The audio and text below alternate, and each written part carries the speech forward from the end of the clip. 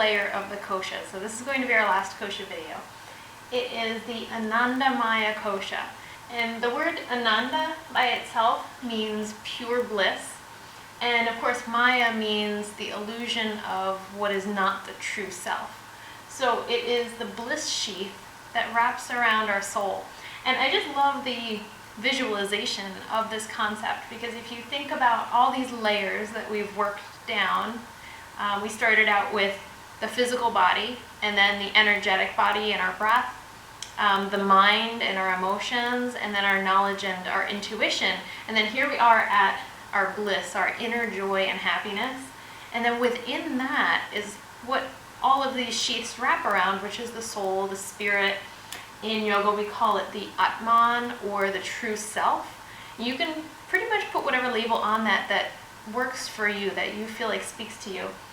But these layers that wrap around the true self, those are the layers that are not the true self. We are not our body. We are not our mind and the thought processes that go on in the mind. We are not the knowledge or the intuition that we acquire. We are not even this layer of happiness, even though that's closest to the true self. It's still an external aspect from the atman. So when we're talking about this concept of being wrapped in this layer of joy, I like to bring up this, the mantra. It's a very well-known Buddhist mantra, Om Mani Padme Hum, and it roughly translates to the jewel in the lotus. And the jewel in the lotus is a really beautiful idea, because the lotus is something that you see all the time in yoga stories. Just visually, the lotus is going to be represented on yoga mats, on clothes, because the lotus represents this process of starting out from a bottom of mud and messiness, and then there's this murky water on top of that. And the lotus seed plants itself in that mud and then grows out of it through the murky water up to the surface, up to the light. And from that comes this beautiful, perfect lotus flower. These perfectly formed petals, this beautiful scent, the pattern of the petals unfolding. It's a thing of beauty. So that flower is going to be representative of the bliss body, of the Anandamaya kosha. And then for this mantra, the jewel in the lotus, what is the jewel that sits wrapped in that body of bliss? It's the soul. This also connects strongly to the end of our practice when we bow to each other and we say namaste. So namaste means my soul recognizes your soul, or the divine spark of light within me acknowledges that you have that same divine spark within you. Or you could even think of it as the jewel within my lotus recognizes the jewel within your lotus. So it's a lot of different levels that you can think of that on. But the next time that you hear that mantra, just bring to mind this idea of rising out of the mud and the murkiness to create something of pure beauty. And within that seed of pure beauty, that's where we find the divine, or our soul. But this whole concept of the bliss sheath, it's a certain kind of bliss. And most of the time we think of our happiness as something that is very hinged on external circumstances. If we get a new job, or we get a new car, or you start a new relationship, these are the things that we tend to feel really good and feel really happy about. But we can't have this constant stream of positive things in our life always happening. We all know that there's ups and downs to life. Things are going to go off course sometimes. So this kind of joy is not the kind of joy that is hinged on external circumstances. This is an inner joy that is unchanging and constant. So it's not dependent on any of your circumstances, any of your achievements, anything that goes on in your life. It's not dependent on the story or the labels that you would create on the layer of the mind sheath, right? So the ego is very strong in our mind, in the Manomaya kosha, and it's going to tell us things like, well, if you make more money next year, you're going to be happier, you'll be a better person. If you drive that nicer car, then every day you're going to feel better because you're going to be more comfortable on your way to work.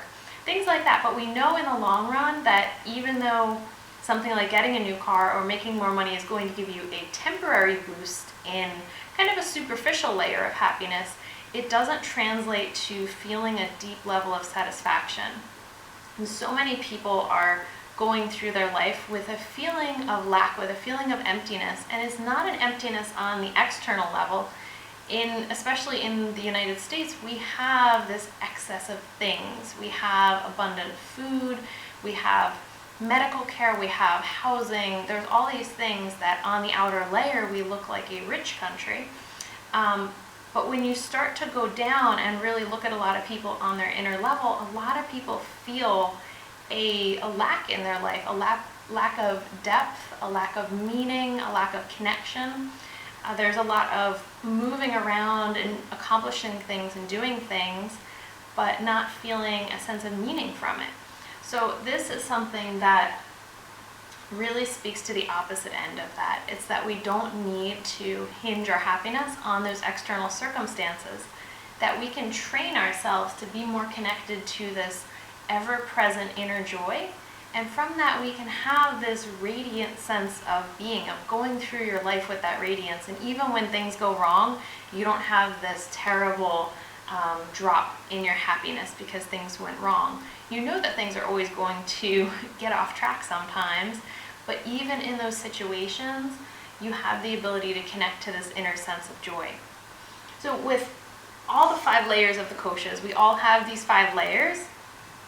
But you'll start to notice that we have a tendency to either be strongly connected to one layer or another layer, and we tend to disconnect from certain layers. So as an example, maybe somebody who's a bodybuilder or does sports all the time, they have a really strong connection to their physical body. They're constantly working on it, the way that they eat, they want to make sure that they're feeding their physical body so that they can have that perfect physique. But maybe they're not doing things that are intellectually challenging to them, or maybe they're constantly striving for a better physique, and it leaves them in this state of being dissatisfied most of the time because they haven't quite hit that goal that they're going for. So they might not be connected to their bliss body, their inner constant joy. And then you could say the same kind of example with different circumstances. So maybe somebody is very intellectual, and they spend a huge amount of time reading and learning, and even maybe going deeper to the Vijnanamaya kosha, trying to listen to their inner wisdom and their inner knowledge, their intuition. So there's a very strong connection inside to that process, but they don't work on their physical body. They don't exercise. They don't eat things that feed their body well, so they might not physically be in shape. So there's a disconnect on some different layers. For a lot of people who go around with that feeling of emptiness or lack of meaning in their life, it can be from a disconnect on the Anandamaya kosha level. It's this disconnect from that inner source of happiness. So how do we reconnect to it? How do we stay more aware of our inner joy? And I think a big part of it is we can do yoga practices, of course, that work on connecting to the heart chakra, of keeping ourselves open and lifted and feeling that radiance from inside. But certain meditation practices are very strong with this. And it's a process of visualizing, of working down the layers of the koshas and seeing that that 5th layer is this radiant space of peace. And for everybody, it's going to look a little bit different. But when I close my eyes and I try to meditate on this, I have a very specific visualization of what that looks like physically, where I feel like it is in my body, and the colors that are there, just the overall experience of what that space is. And of course, during the day, things will happen and you get disconnected from that. But just like anything else, the more that you practice, the more that you build your awareness, the more time you will spend connected to this layer of your being, and the less time that you're going to spend being distracted by other things and losing that sense of, it's a pure sense of joy just from being alive.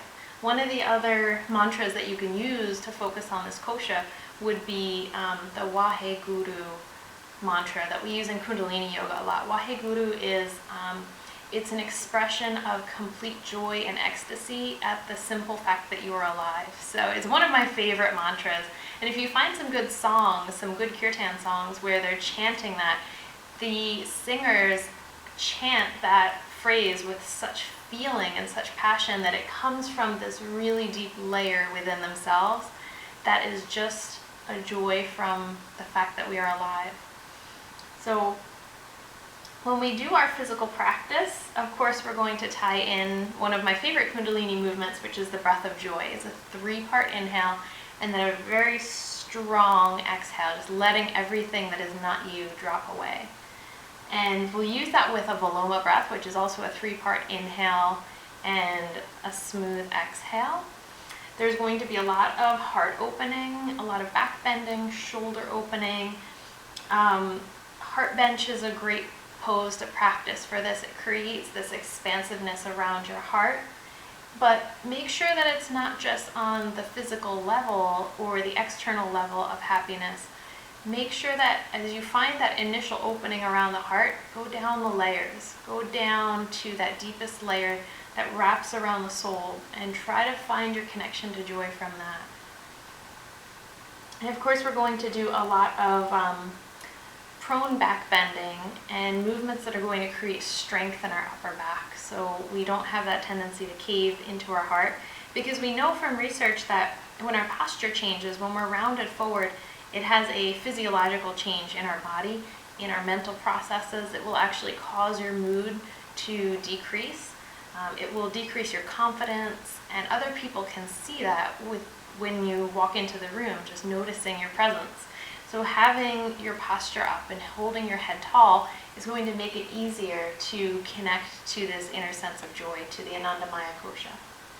So I hope you get to join us for our practice to work on all of this wonderful heart opening and back bending and connecting to our heart space. Namaste. Thank you.